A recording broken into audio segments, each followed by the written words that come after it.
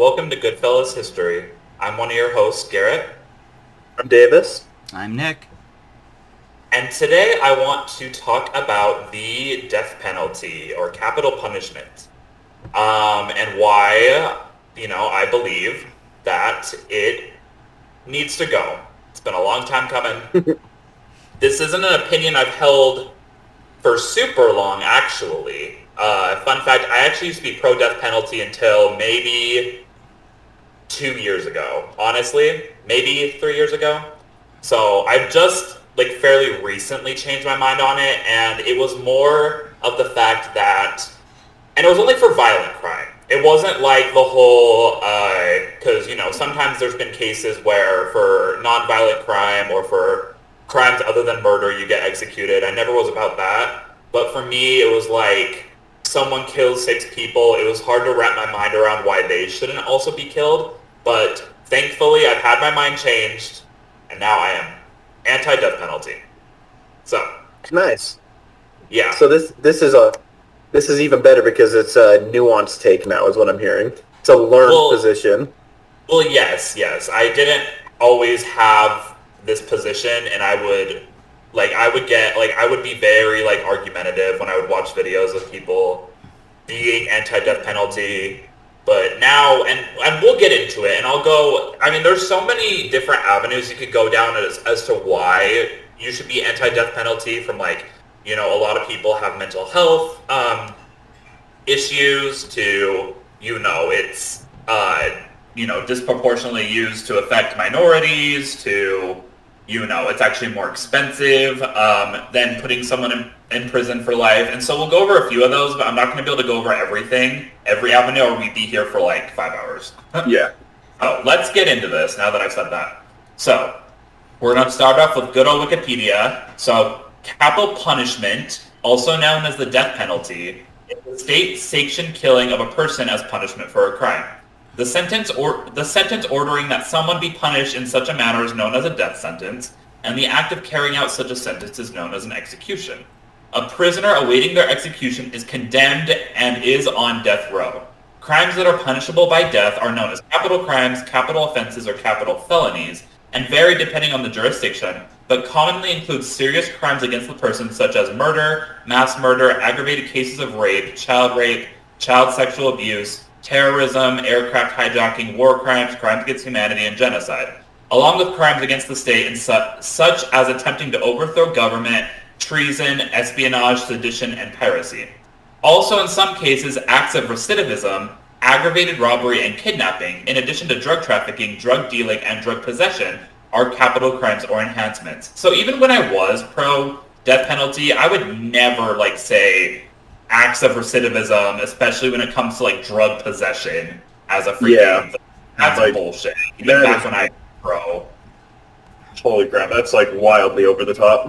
Yeah, but it's when you are a recidivist a certain amount of times, I guess I don't have a specific example, but I guess that would be an option sometimes. So Alright, so 54 countries retain capital punishment. 107 countries have completely abolished it de jure for all crimes. 7 have abolished it for ordinary crimes, while maintaining it for special circumstances such as war crimes, and 27 are abolitionist in practice.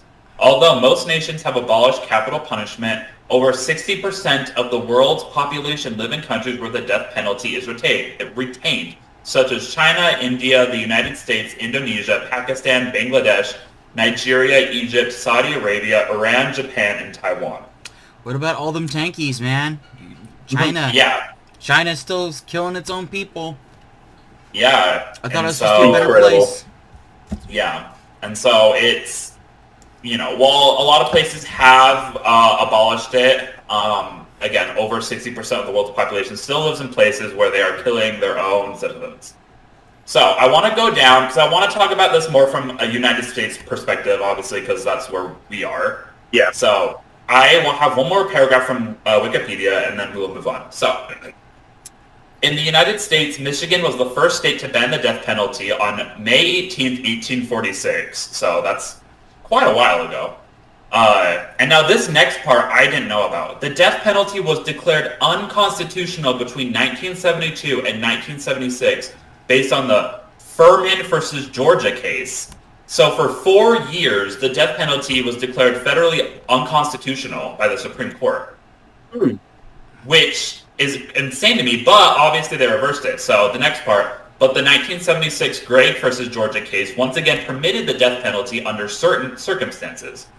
Further limitations were placed on the death penalty in Atkins versus Virginia, death penalty unconstitutional for people with an intellectual disability, and Roper versus Simmons, death penalty unconstitutional if defendant was under age 18 at the time the crime was committed, which, freaking duh. Yikes, yeah.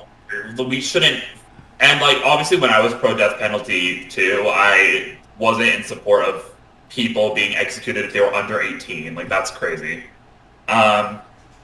In the United States, 21 states and the District of Columbia ban capital punishment. So now we're going to move into some more information about the U.S. in particular. So I'm going to move on to this fact sheet by deathpenaltyinfo.org. And it's not too long. But it has some really good information, and it's broken down like very well. So on the right here, we have states that have the death penalty and states that don't, but I have a graphic later that will kind of show us on a bigger map, so I won't be reading that right now. But this first part, number of executions since 1976. So we know, like, from 72 to 76, it was unconstitutional, and then 76, that's reversed under certain circumstances. Yeah. So here we have 0 in 76. We see, for a few years after that, there's not a whole lot, and then it kind of goes back up, starting in 84. We see a little bit of a decrease, goes back up, and then it shoots up in, it looks like 98, 99. Yeah, holy crap. And that's kind of like the Bill Clinton's administration and how, we had like the crime bill, and he was, cracking down on crime. Also, between the years 88 and 92, there was a huge spike in violent crimes. There's a myriad of reasons for it. One was the ghost recession of 88 to 92, before it became a real recession, especially in the inner cities. It's also the period of time where we saw crack cocaine and the drug war accelerate, particularly underneath the Bush administration. The first Bush, not the second Bush. And, like, because of how the law or how the death penalty works, most likely it's about a decade after most of those crimes are committed, and that's some of the reasons why you saw the spike in the case right there too. So yeah, for sure. Most of the deaths that are taking place in this, think about the crimes happening a decade earlier, if not longer. And obviously with the crackdown on crime, I think we see more of a support for, I guess, less leniency to stave off those executions, and so I do think that kind of plays a big part in it. But then, so after 99, it never gets up to as much as 98, and so we see this trend of it going downward, a little bit of a spike in 09, and then it kind of falls, and so that's nice to see. So, but yeah, since it is kind of fascinating that if you look at it from a material position, I mean, like, it goes down largely due to the fact that violent crime was also going down at the same time. And so, like, if you look at the mid-2000s, that's the age of prosperity, I guess, that the 90s was. And then it pops up a little bit, just as you noticed, like, a decade earlier, the early recession took place. But what's really fascinating to see is the amount of death penalties that are not taking place after this current recession. And it's because a lot of violent crime actually didn't really take place right after this previous recession, so. Yeah. But yeah, so since 1976, 1,534 executions have taken place, so. All right, if we want to move on, we will talk about race, because, that definitely plays a factor into this. So, race of defendants executed. So we have 55.7% white, 34.2% black, 8.4% 1% Hispanic, and then 1.8% other. And then if we look here, we have the numbers of people executed. But what's also very interesting is race of victims in death penalty cases. So the race of the victims who were, most of them murdered. So we have 75% white to 16% black. So that doesn't actually surprise me too much, because crimes, typically, they've been looked at. If the person who the crime was perpetrated on is white, usually it's a harsher sentence. That doesn't surprise me. Yeah, and so more than 75% of the murder victims in cases resulting in an execution were white, even though nationally only 50% of murder victims generally are white. And so it's crazy to me. So it's also part of that whole dehumanization of the other. Yeah. Because, I mean, like, 16%, what would that add up to be? That would be what, 25, yeah, literally 25% of, cases that would lead to the victims being, represented in our court, despite the fact that if you actually look at the murder statistics of people who actually, like 50% is just white, so... Yeah, this is eye-opening. Yeah, for sure. And so now we'll go down here to the recent studies on race. So jurors in Washington State are 3 times more likely to recommend a death sentence for a black defendant than for a white defendant in a similar case. And then at the end here, it shows its source. So that right there. So we can, if anyone watching this wants to go kind of look that up, then it's laid out right there.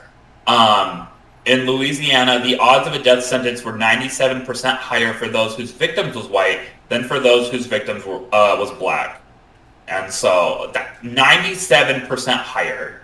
That's insane to me. There's not much more that I can go up. And basically just saying, oh, hey, if you're, we're going to have capital punishment, right? But if you're, someone who's black who is a victim, we're not going to seek that as much as, someone who's white.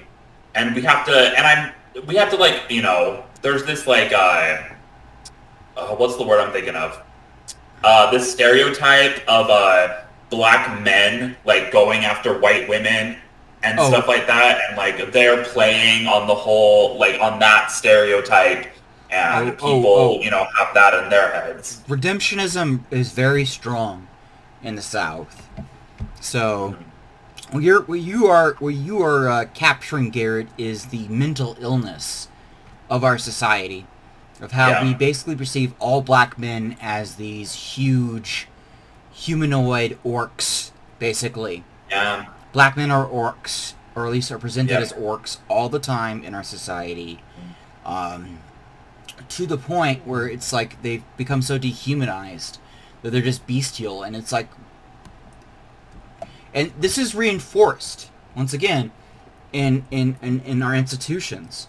Particularly in our media institutions, as they constantly portray black men as either X or Y. But it's always this, badass or, basically a orc.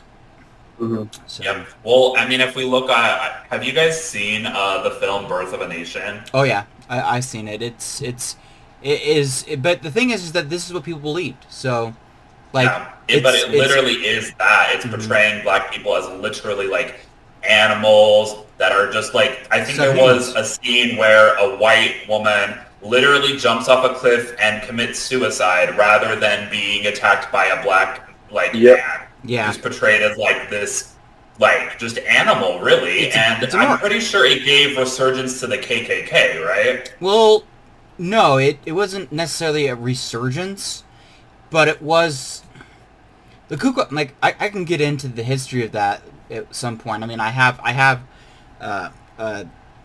research in that, but I mean, the reality is the reason why the Ku Klux Klan and white nationalism had a resurgence was largely due to the fact that eugenics was... And the study of behavioralism, you remember the psychology that I talked about? Eugenics was largely a offshoot of behavioralism, psychologically speaking. But it was a determinism. So, your genes somehow determined who and what you were going to be. And this Yeah. was something that was really prevalent in that period of time, and our nation was saturated with this line of thinking, to the point that, it just fed into this, anybody who's of dark complexion is naturally more bestial than people with white complexion. Yep. And so, I just kind of wanted to throw that out there, just because I watched a documentary recently that was kind of talking about it, and so I just thought that was kind of something to throw out there.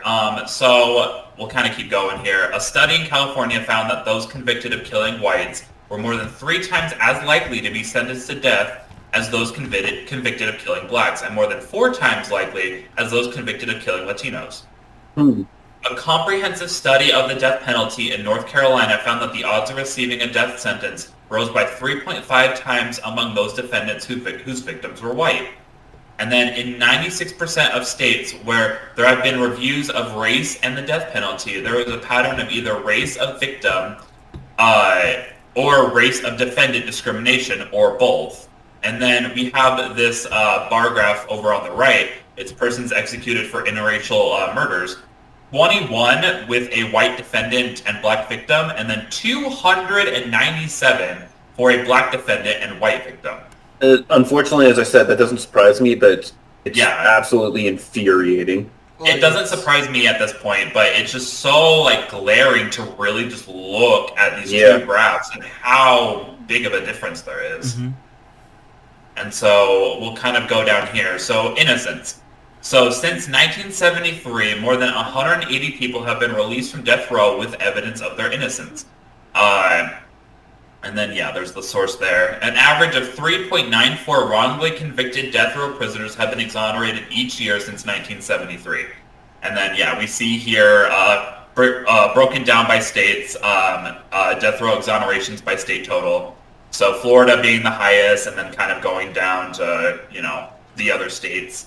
And I think that's a big reason why combined with other things, but why I eventually moved my position from pro to anti-death penalty is that, and we'll get into it a little bit, but ever since DNA evidence became more of a thing, we have had these exonerations. And so we definitely have murdered innocent people by, giving them the death penalty. And it's kind of that thing where if you have 10 people who are sentenced to receive capital punishment, and one of those people are innocent, the other 9 are guilty, but one of those are innocent, I think that price for that is way too high. And it's a permanent, when you're in prison for life, you can appeal, and if you are truly innocent, hopefully one day some kind of evidence comes out, or some kind of institution like the Innocence Project takes up your case and fights for you, and you can get released. But obviously, if you die, you're not coming back to life. And so that's a big component of why I'm against it, because I don't like permanent punishment in the sense that if you're actually innocent, well then it's already done. It's freaking permanent. So and I think to go even further on that, as lefties, a lot of the time we kind of view a lot of the systems that are in place pushing people to crime. So I would almost count some of these as the system sort of eggs people on to do certain things and then kills them on top of it, which makes it just very much vindictive as well. So it's a bit of it is a dog and pony show, right? Mm-hmm. So there's a reason why these are always sensationalized. It's the permanence of the presence of the state. But what I find fascinating is the states that if you go up to the states with death penalties, the whole purpose of this is to prevent people from committing murder, right? So if you go up all the way to the list on this side, so sorry, what are you talking about? This one? Yeah. Okay. So if you look at the states that still have death penalties, right? You have Florida, California. These two states have huge crime rates. Yeah. Right off the bat. But then as you go further down, you see these states, Pennsylvania has a huge death rate, or huge crime rate. Hmm. South Carolina, North Carolina. It's as if the Georgia, for God's sakes. It's as if the death penalty has nothing to do with, crimes of murder. Yeah. But oftentimes, murder is a crime of passion, not a crime of... It's not premeditated. Well, and oftentimes, if it is premeditated, there are other contributing criminal elements that are tied to it, like drug trade and turf war, things of that nature. Very rarely is it just some serial killer that's going out and murdering people. And the thing is that these serial killers, even if that is the person you're trying to fight against, this person is trying to avoid the law anyway. They don't care. They already have. There already is a mental break from their perspective to where they're going to do this, whether you want them to do it or not. They don't care if there's a death penalty.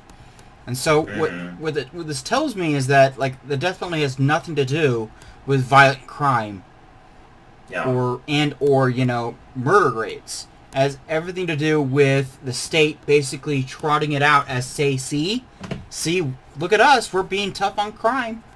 Mm-hmm. Yeah. Well, and if that were the case, if they really wanted to make the argument as, we execute people to serve as a deterrent for crime. And also, I don't know if I have this in any of the articles, but another reason, argument for the death penalty is it creates it allows the prosecution to cut deals a lot more because people don't want to be put to death. And so a lot of times they'll be like, take the death penalty off the table and then I'll do this or whatever. But if they truly cared about, it being a deterrent, it would almost make more sense to me. Again, I'm trying to kind of get into that argument, mindset, to execute these people faster, because you have a lot of times, and we'll get into an example of a guy in Utah. He was on death row for 25 years. Mm-hmm. So how is it really a deterrent when you're still alive for decades after being, you're on death row for so many years? I mean, I don't think it's really as much of a deterrent as they say it is. And but obviously we have to have that time so that people can appeal. I don't think they should do that. But it's if you really cared about it being a deterrent, you would have a much shorter, turnaround period from conviction to execution, I feel. But I don't know. That's just kind of me trying to get into that headspace a little bit. You're trying to adopt a rational position for this, but there's no rational position for this. I mean, let's really think about it. The rationale behind the death penalty is that it's a deterrent. Yeah. All the evidence says that it is actually not a really good deterrent, and in fact actually ties up a lot of resources and a lot of time of the state and the criminal justice system to begin with, to basically house and facilitate something like this.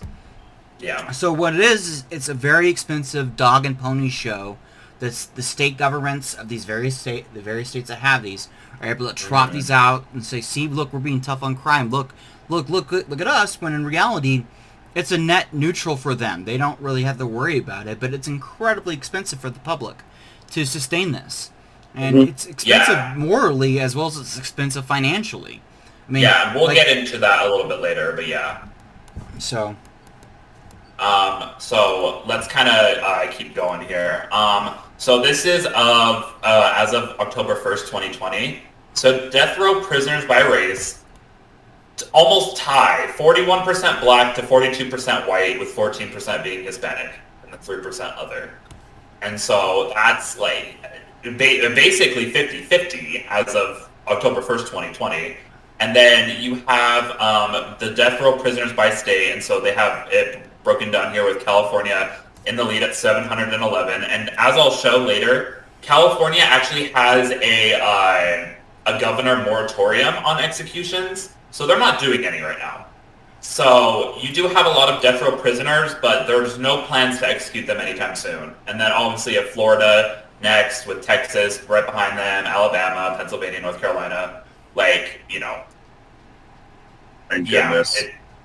It's crazy, with a total of 2,553 prisoners on death row right now. So, crazy to think about. And then this kind of goes over the executions by state since 1976. Yeah, so like Texas has 572 in the lead. This is actual executions. And then executions by region, which is very interesting. The South completely beating everybody else with 1,252. Not a surprise. And they have Texas down here at 572. But yeah, you have, just the South going through with because like we said before, California has the most prisoners right now, but you have, when it comes to actual executions, you have the South completely blowing everybody else out of the water. And so it's really crazy to me. All right, so death sentencing. 295 death sentences were imposed in the U.S. in 1998. The number of death sentences per year has dropped dramatically since then, which is good news. So yeah, 279 in 1999 to 18 in 2020. And like 2020, we had the COVID-19 pandemic. Not a lot of people are out and about. So sure, maybe we could go to just 2019. 34, that's still a lot less than 279. Well, once again, it kind of gets to the fact that most states are forced to... 2 plus 2 has to equal 4 if you're a state government. At the end of the day, it has to equal 4. And so what a lot of states, even states like Utah, are noticing is, we're locking up so many people, and we don't really have the money or the facility, or we don't want to spend the money or the time to build new prisons. So let's actually change how we're prosecuting people. And so I'm willing to bet, there's probably more plea deals, there's probably more things like that. And so, like, you notice, like, in the tail end of the 90s is when the craze happened. And like, everybody and their grandma's getting locked up and sentenced, but now it's just petered off. And now this next segment, mental disabilities, intellectual disabilities. In 2002, the Supreme Court held in Atkins versus Virginia that it's unconstitutional to execute defendants with, and I think this is the term they used back in 2002, mental retardation. Obviously, they wouldn't say that today. And then mental illness, the American Psychiatric Association, the American Psychological Association, the National Alliance for the Mentally Ill, and the American Bar Association have endorsed resolutions calling for an exemption of the severely mentally ill. And now deterrence. We talked about this. We just talked about this. So, do executions lower homicide rates? A report by the National Research Council titled Deterrence and the Death Penalty stated that studies claiming that the death penalty has a deterrent effect on murder rates are fundamentally flawed and should not be used when making policy decisions. A DPIC study of 30 years of FBI Uniform Crime Report homicide data found that the South has consistently had by far the highest murder rate. The South accounts for more than 80% of executions, as we saw in that graph up there. The Northeast, which has fewer than 0.5% of all executions, has consistently had the lowest murder rate.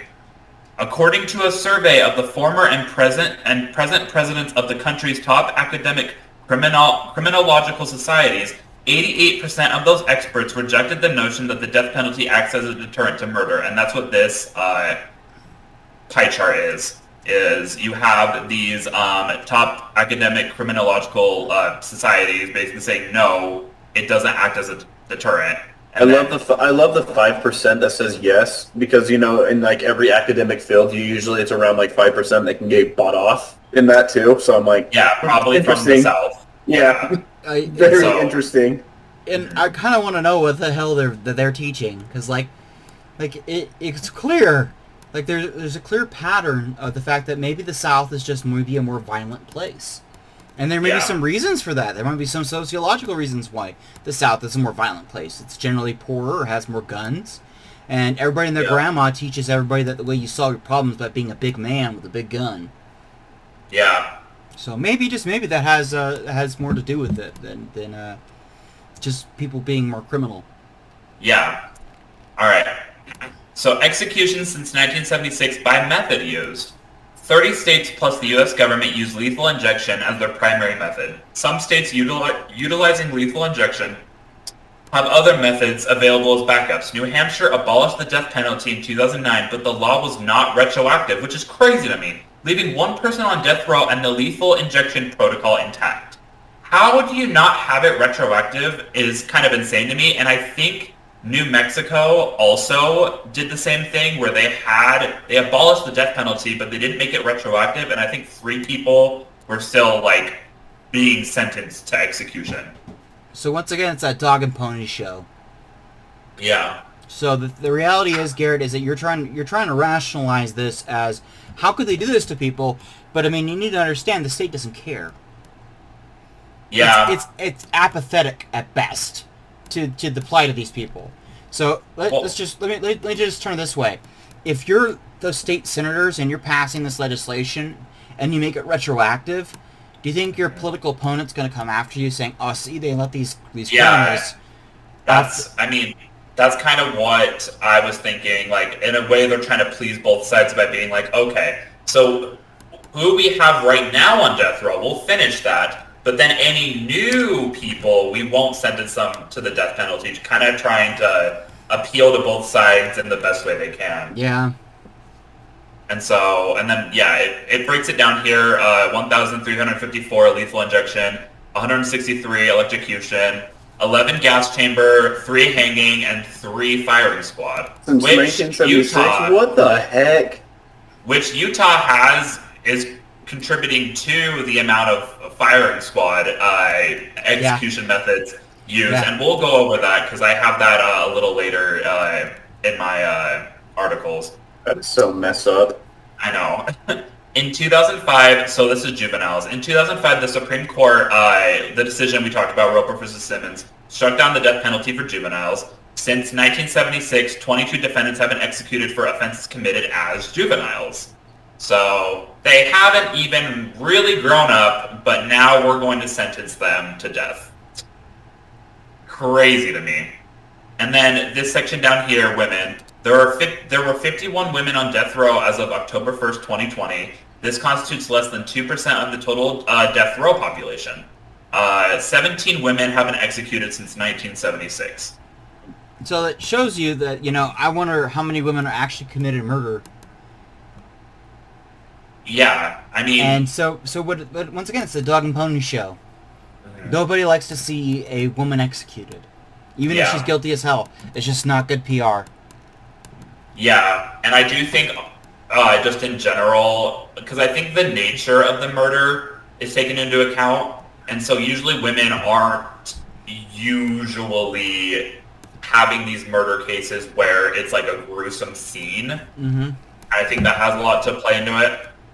Okay, so this next part, the financial facts, I'm actually going to skip this part because I talked about more of the financial aspect later, and I want to get through this specific one. Yeah. So we'll skip that, but again, there is a lot of cool information because it kind of goes state by state, and so I would encourage our viewers to go to this source and check that out. But the last thing... It'll be linked down below. Yeah, it'll be linked down below. Public opinion on the death penalty. So, support for alternatives to the death penalty. A 2010 poll by Lake Research Partners found that a clear majority of voters, 61%, would choose a punishment other than the death penalty for murder. So, we have 33% in favor of the death penalty, 39% life without parole plus restitution, and that would be like to the victims' families. And then we have without parole and life with parole combined with that to do that 61%. And so, I think with a lot of issues, I think people, like the trend we are seeing is going more towards anti-death penalty with other kind of alternatives. All right, and then the last thing I have here, what interferes with effective law enforcement? Percent ranking item as one of top 2 or 3. So before I get into this, a 2009 poll commissioned by DPIC found police chiefs ranked the death penalty last among ways to reduce violent crime. The police chiefs also consider the death penalty the least efficient use of the taxpayers' money. So these are police chiefs ranking what interferes with effective law enfortement. Number 1, lack of law enforcement resource, drug and alcohol abuse, family problems / child abuse. And like you see here, like death penalty is last. Insufficient use of the death penalty is last. I love drug and alcohol abuse. Being Yeah. like the real, like out of everything, it's the real problem. So once again, it's sociological issues like family problems and child abuse, drug and alcohol abuse, lack of programs for mentally ill. You think all these things might be connected to one another? Yeah. Oh God. And But- then crowded courts. The Like crowded courts one, that unironically kills me. no shit. It's as Drug if and we don't have- alcohol abuse being a problem, but then the crowded courts, yeah, let's get freaking like drug possession decriminalized so we don't have as much crowding in these courts. Then drug and alcohol abuse can be maybe treated. Like there's no Yes. infrastructure to handle any of this shit. Really, I there's know. not. It's like, oh, But- here's a pittance of our time. Oh God. And Yeah, like that- even this really does highlight like a lot of different things, like just the war on poor people, lack of like infrastructure in a lot of needed areas. There's so many things like systemically. This is like And yeah, points out. gangs as an issue only affect a certain portion of the population. Too many Yeah. guns and ineffective prosecution are probably way bigger contributors to violent crime Yeah. than gangs. Like I said, most violent crimes, most of this is crimes of passion. It's not premeditated. Whereas gangs, it's always premeditated when it comes to gangs. Yeah. And so, yeah, but, like, while I don't agree with, obviously, the lack of law enforcement resource, because we've seen police departments get more funding and crime rate doesn't go down, Well, but at least this shows you that police chiefs themselves don't agree with the idea of the death penalty as a deterrence. Well, Again, it's at the bottom of this list, I and can so play the- that's very interesting. I can play the devil's advocate and say, yeah, there is a lack of law enforcement resources. But it's not cops on the street. It's other institutions being in place to actually take over for the cops. Yeah. Because, like, let's really be honest. Most people who become cops, if they have a college degree, it's in communication or in criminal justice. It is not in psychology. It's not in sociological studies. It's not in counseling. Yeah. And if you are sent to a scene where there's domestic violence going on, you very rarely have the tools available to you to help you siphon through that. And usually when it comes to the violent crimes, murder and things like that, there are probably red flags that were coming up before. Like a lot of spouses, when they murder each other, there's a pattern of violent behavior that escalates to the point where there's finally a homicide that takes place. Either the abusive partner murders the abused, or the abused kills their abuser. Yeah. And so, like in drugs, alcohol have all that have a part to play in that, right? Yeah. So that's me playing the devil's advocate a little bit, where I say, yeah, there is a lack of law enforcement resources out there because law enforcement's not really meant to handle that shit. Sure, that's fair. All right, and then at the bottom here we have just more sources, and so we're going to move on from this fact sheet. So this next source is just a map of state by state, states with the death penalty versus states that don't, and it's very interesting to me, but like not surprising, obviously. But generally looking at this map, the red states still have the death penalty, while the blue states don't. And then these purple states are governor-imposed moratoriums. Mhm. So that's why with California having over 700 death row prisoners, they're not going to be executed anytime soon. You know what I love about this? Seeing a whole lot of Republican states being the ones with the death penalty. Mm-hmm. Yeah. And now I'm going to be a little bit more fair to these red states. I'm going to go to another map. So keep this in mind, and I'm going to go to this map. Now, Okay. these are states with no death penalty are the dark blue. States in purple haven't had any executions for 10 years. So we do get some red states. We'll kind of come back to this, but there's been this shift to states west of Texas that are trying to that haven't had anybody executed in 10 years. But we still see in the South mostly that they have had people executed in the last 10 years. But to be a little bit more fair to these red states, because here we have obviously red states pro-death penalty. But then you get some of these states, Utah included, who haven't had an execution in over 10 years. Our last one was in 2010, which we'll go over. And so this is a little more of a nuanced map. But still, it's not surprising that just in general, when it comes to it being an option, red states have it, blue states don't. So crazy to me. All right, now I want to go into more local, kind of a local, get into it more locally with the state we live in, which is Utah. So, Utah, famous cases. So, Ronnie Lee Gardner, do you guys know who that is? Yeah, I know who that is. I do you not. know Davis? I sure So don't. real quick, so he killed a man in 1984 in a robbery gone wrong, I think. And then while being transported, he got apprehended. While being transported, he fatally shot an attorney. And so for the first man that he killed, he got life in prison. And then for the attorney shot, he got the death penalty.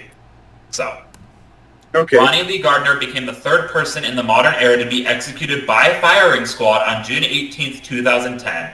It has not executed anyone since. So our last execution was in 2010 by firing squad. That's and crazy. That's so... Yeah, He chose it. picked it. He chose it. He chose it. Like, they gave him an option.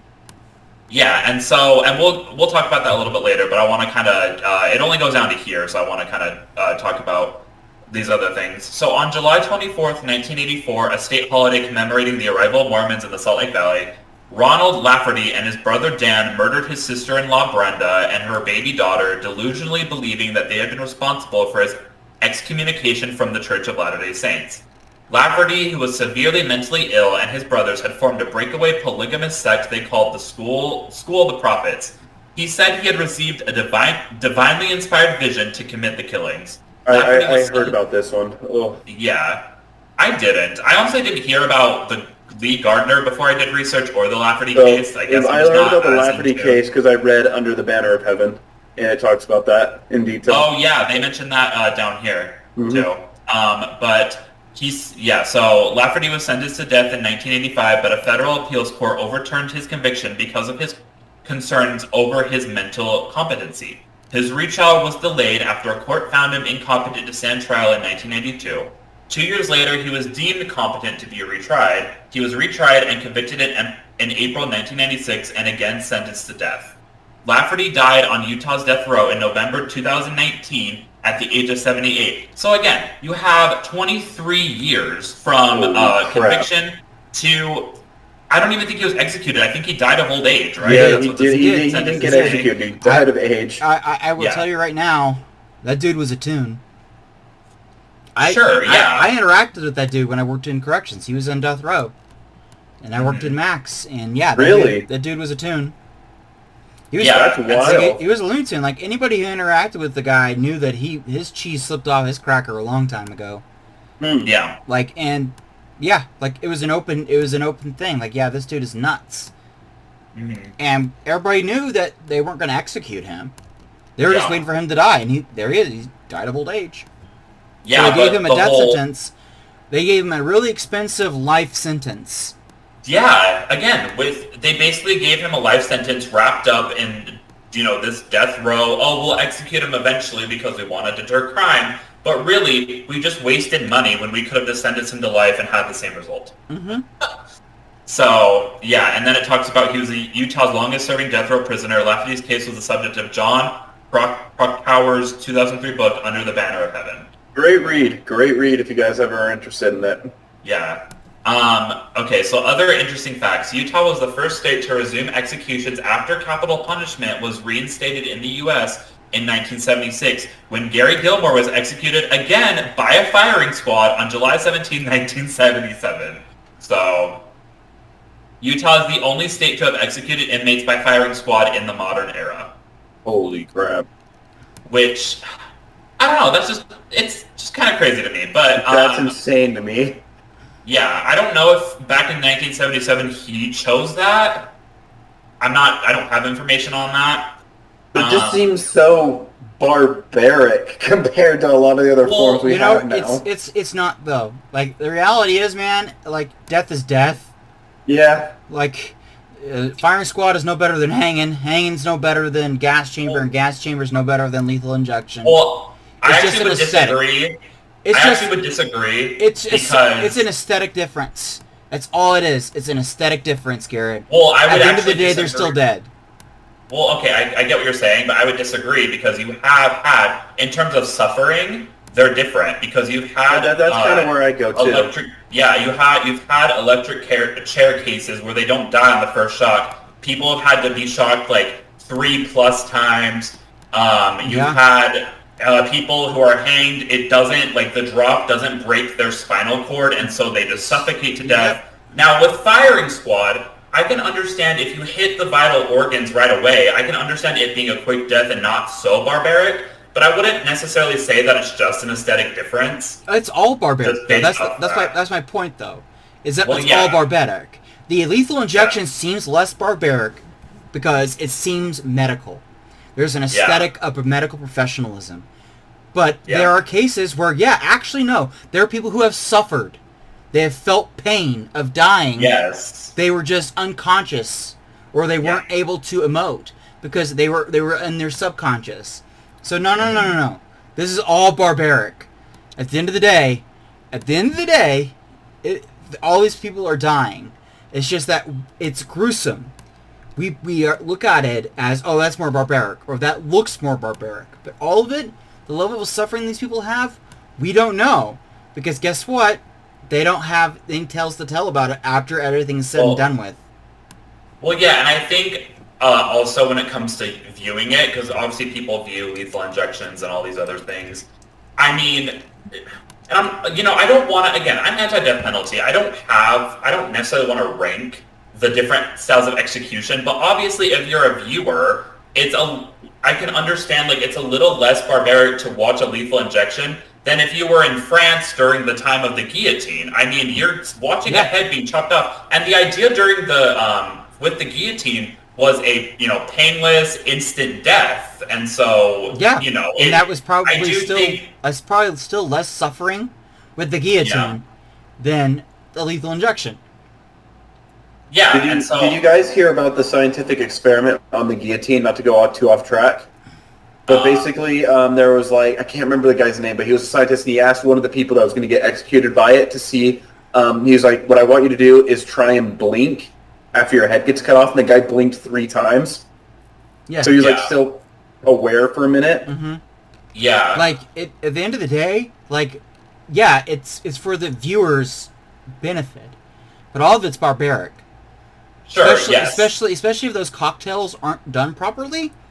Yeah. Because, I mean, if you actually do research into the death serum, these cocktails that they use for the death penalty, there are a number of cases, and I remember this happening at the time, where the company that produced the, I believe the tranquilizer that knock out the person that was getting executed, stopped producing it. And so they tried to find a substitute. And in many of these cases, these people just suffered. Their body twitched, and it was just as gruesome. And people were mad about it. And to me, it's like, no, the whole problem is that there's these death penalties. Like, I hate to break it to you, your body doesn't want to die. So it's going to be gruesome. For sure. All we're doing is adding an aesthetic of medical veneer to this process. It's no, the pain and suffering, we perceive it as not happening, but we don't know. Because guess what? The person that it's being done on is not going to be able to tell you about the experience because they're dead. Yeah. I agree. I do agree with you because, again, I am anti-death penalty, but when I think of the kind of changes that have happened when it comes to execution, again, if we had to have the death penalty as a thing, there's a scenario we didn't have a choice, what method are we going to use? I would go towards more of the lethal injection rather than, people were beheaded, not even just with the guillotine, with a big axe. I do think that, the method, obviously there's cases where they mess it up. Again, the electric chair is designed to kill you on the first shock. There's been cases where it hasn't. Mm-hmm. It's not foolproof, but again, if I were to have to go watch one, I think I would rather do like a lethal injection, sort of thing. Yeah. Rather than watching someone get, like, having electricity, like, shoot out of their head, for example. And so I do agree with you. It's all bad because we are anti-death penalty, but I do think to kind of just say it's all the same because it results in death, I don't know if that's really... It is all... But here's the thing. Consequentially speaking, what you're talking about is the gruesomeness of it. Right? Yeah. Well, I hate to break it to you, but, hanging was more preferable than, a death by 1,000 cuts, which was a form of execution. Yeah. So, once again, it's a veneer. Like, people saw people suffering with these lethal injections. Mm-hmm. I mean, imagine going to that and seeing literally a body squirming as it's literally trying to fight for life because the cocktail wasn't done properly. Well, I know. So, that's my point. That's kind of the same. I mean, it's not the same thing, but when you go to put a pet down and you're there for it and you're witnessing it, obviously they're not going to chop off their head. They're going to use similar to lethal injection. It's not. It's not the same like cocktail of ingredients. Ironically enough, the thing that actually puts them to sleep, so that they just slowly pass, chemical, the company that produced that. That was the same chemical that they used. It was just in larger doses for humans. Yeah. So aesthetically speaking, if I go to put my dog down, I don't want them to take him out back and just shoot him, right? Yeah. So, but at the end of the day, the reason why we're putting that dog down is because of medical issues. Yeah. So, my point, that's true. That's true. The point I'm trying to make here is that yes, a lethal injection as an aesthetic is way more pleasing to the people perceiving it because there's a veneer of this being a medical procedure, professionals who know what they're doing, that they're going to do everything in their power to make it as quick and as painless as possible. And what we found out is actually no, there's a lot of variables to this because guess what? The body doesn't like to die. It's almost as if it's biologically engineered, through millennia of evolution to resist that. Yeah. So no matter what, it's going to be gruesome. For sure, and I don't want to harp on this too much because I agree. Like again, anti-death penalty, it all needs to go. So I think, but I get what you're saying. I don't disagree with you for sure. All right, let's move on to this kind of article. So this is talking about Utah reaches 10 years with no executions. Utah has become the latest U.S. state to have gone more than a decade without carrying out an execution. The state last put a prisoner to death in June 18, 2010, when it executed Ronnie Gardner by firing squad, which we talked about. Utah joins a list of 34 states, more than two-thirds of the country, that either do not have a death penalty or have not carried out an execution in at least a decade. 22 states no longer authorize capital punishment. 12 of the 28 states that do have the death penalty have not executed anyone in the last 10 years. It has been even longer, 12 years, since Utah last imposed a death sentence. So it's been more than 10 years since execution, but 12 years since the actual death sentence. The decline of the death penalty in Utah is part of a sweeping trend away from the death penalty in the western United States. In the last 2 years, Washington and Colorado have abolished the death penalty. California has imposed a moratorium on executions and it dismantled its execution chamber. New Mexico has cleared its death row, and Oregon and Arizona have both narrowed the circumstances in which the death penalty may be imposed. 2019 marked the 5th consecutive year with no executions west of Texas. The four new death sentences imposed in 2019 were the fewest in the West since California reinstated its death penalty in 1977, and fell by half from the prior record low set in 2018. Only 3 counties west of Texas sentenced anyone to death in 2019. With this anniversary, only 2 of the 11 states west of Texas, Arizona and Idaho, still have a death penalty and have carried out an execution within the last decade. And then we have the map right here. Hold on, I want to see if any of this other stuff's left. This kind of just talks about there has been abolition efforts led by actually Republican legislators. So I'll read this real quick. So State Senator Steve Urquhart, a former death penalty supporter, sponsored an abolition bill in 2016. I ask my conservative friends what they think government does extremely well, and then I ask them what they think government does perfectly, and they usually say it doesn't do anything perfectly. And then I ask, yet we're going to give ourselves the godlike power over life and death? He also said that, increasingly, he has moral qualms about capital punishment. I'm thinking that it's wrong for government to be in business of killing its own citizens. That cheapens life. So even in the conservative sector, in our local kind of area, we are having some Republicans being like, "Whoa, like I don't know if we should keep doing this." This is okay. And so that's promising to see. But of course, it did not receive a vote in the full House in 2018. So still some way to go. So, last article I want to talk about is which is cheaper, execution or life in prison without parole? And Nick, you said this earlier that it's cheaper for life in prison without parole.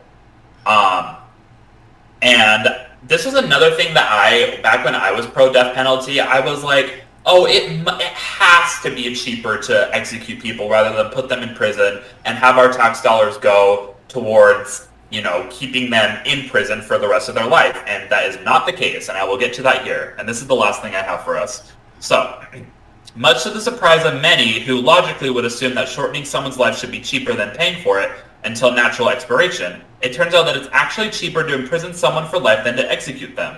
In fact, it's almost 10 times cheaper. One might ask, how can that be? Every state that has a death penalty also has an intricate system and basis for appeals. These appeals can relate to everything from due process claims to equal protection, minorities are convicted at higher rates than whites, and most famously to the cruel and unusual punishment prohibition of the 8th Amendment to the U.S. Constitution. The result? In California, the slowest state in the Union, the average wait time for someone sentenced to death is 20 years between conviction and execution. The national average is just under 9 years. And while all this waiting is going on, the process has not ground to a halt. Quite the opposite, in fact. The appeals process consumes hours of labor, not only by court staff, but also by the often court-appointed, taxpayer-funded, and constitutionally guaranteed public defenders. As a result, some estimate that it costs U.S. taxpayers between $50 and $90 million more per year, depending on the jurisdiction, to prosecute death penalty cases than life sentences. So that's insane to me. That's crazy. A number of states have taken notice of this fact, particularly in the wake of the Great Recession. As states' budgets shrank, unnecessary expenditures, even ones that are usually fairly politically popular like the death penalty, found themselves on the chopping block. Several states decided that the cost was unreasonable and decided to either enact a ban on death penalty cases or change the law to eliminate it as a possible sentence altogether. Another reason many states have seen skyrocketing costs and have considered banning the death penalty: DNA evidence. Genetic testing is not terribly cheap, nor are the experts required to testify about the results. But now that hundreds have been exonerated as a result of genetic testing, it is clear that it is an invaluable tool in the criminal process and has helped to prevent innocent men from facing death for crimes they did not commit. Therefore, despite the expense, DNA testing is here to stay, despite adding to the expense of a death penalty case. And last paragraph here. Death penalty trials are more expensive for several other reasons as well. They often require additional attorneys, including some with specific levels of experience who are death penalty certified. Needless to say, these attorneys tend to command higher salaries than first-year public defenders. Security costs are often higher for death penalty cases, both in the courtroom and in prison, where death row inmates are usually housed separately from other inmates. Yep. So, it is by far way cheaper to put someone in prison for life than it is to execute them, and that is all the information I have for us. So, which I still think we shouldn't even be putting people in prison for life, but that's besides the point. Well, I mean, I do believe that there are some people out there that I do have a hard time imagining them being reintegrated into society. Now, obviously, they shouldn't receive the death penalty, but I do believe, I don't know. I agree to an extent. I think we should focus more on rehabilitation, because you have to think about it as well. Like, some people are put into prison for like 30 plus years. Dude, the world's completely different when you get out then. Like, imagine being put in prison in like 1989 and getting out in like 2010. You have a complete shift in technology. You have a complete shift in like moral values. Like world events have altered how we like operate in the world too. Like I think that at that point, like, yeah, how do you go forward? I think also the other element of this is that I would not. It really depends on the case. Like if a person murdered somebody, it depends on how that murder took place. On like if it's a crime of passion. Yeah. You know, at some point, I have in my mindset I'd want that person locked away, but I think that in reality, what we see is that once they reach a certain age, they're no threat to anybody. Yeah. Do I want them to have like a nice, happy life? Well, they spent basically almost all of it, or what was left of it, inside a prison, so it wasn't happy. But like releasing them on parole, or life with parole, or even life with parole, I don't have a problem with, because it really just depends. Because I mean, they did take someone's life, right? So a life was taken. So the question is in what context was this? Like, if this was like a good question for this is like, if they were an abuser, and they killed the person that they abused, that person we're probably not going to want to be as tolerant with, right? In comparison to the abused killing their abuser. Because then there's circumstances with that, correct? So, I mean, I think that once again, we like what Davis said, we need to have rehabilitation as our primary goal. But we do, I think, still have to take this from a case-by-case system. Yeah. And go from there.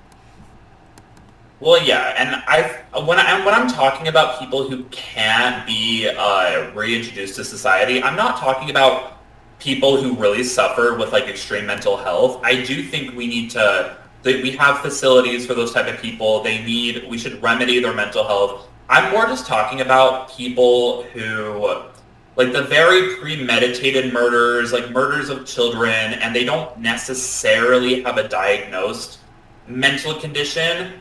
I just don't think it's just very hard to wrap my mind around. Again, I don't anti-death penalty, but it's very hard to wrap my mind around them being reintroduced into society, at least in the same capacity as before. Mm-hmm. Maybe we can do it in a way they can have, some of that. And I do think that our prison system as a whole, for the most part, should be about rehabilitation, and it isn't for anything, whether it's violent crime or non-violent crime. And so, yes, that definitely needs to change. Mm-hmm. So let me jump in with this with one other thing that I kind of wanted to point out.